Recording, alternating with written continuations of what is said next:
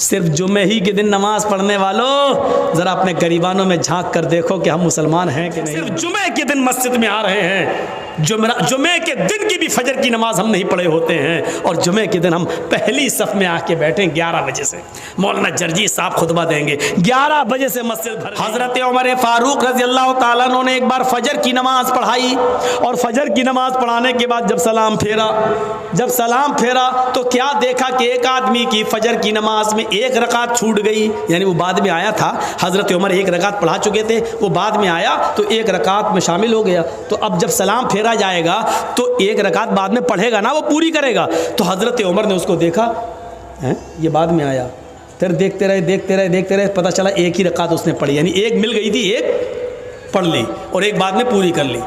हज़रत उमर ने उसको कुछ नहीं कहा। जब बाहर निकले तो खुफिया जो CID होती है, खुफिया CID जो गुप्त तरीके से पता लगा के ख़बर देती है कि यहाँ इस्लाम के ख़िलाफ़ ये लोग हैं, ये षड्यंत्र रच रहे, तो खुफिया CID को बुलाया और कहा कि देखो वो आदमी जो वो देखो वो, कहा हाँ देखा, उसका नाम डायरी पे नोट करो। CID ने नोट कर लिया। कहा कि इसके बारे में पता लगाना, ये रोज़ देर से आता है या आज ही देर से आया है, नज़र रखना। मैं तो दूसरी बस्ती में दूसरे इलाके में जा रहा हूँ, कल भी देखना और परसों भी देखना। अगर कल भी देर से आया और परसों भी देर से आया, अगर ये 3 दिन देर से आया तो मैं इसको सज़ा दूंगा। CID ने कहा क्या सज़ा देंगे? कहा मैं इसका दाहिना हाथ काट दूंगा और बायां पैर, या दायां पैर काट दूंगा और बायां हाथ। हम इसका एक हाथ काटेंगे और इसका एक पैर काट देंगे। अगर दायां हाथ काटेंगे तो बायां पैर, और बायां हाथ काटेंगे तो दायां पैर, इसको खिलाफ से हम काट देंगे, हम इसको ये सज़ा देंगे। कहा अमीरुल मोमिनीन क्यों? कहा मैंने जनाब मुहम्मदुर रसूलुल्लाह को ये फरमाते हुए सुना है कि मुनाफिकों के ऊपर 2 नमाजें बड़ी भारी होती हैं, एक इशा की और एक फजर की।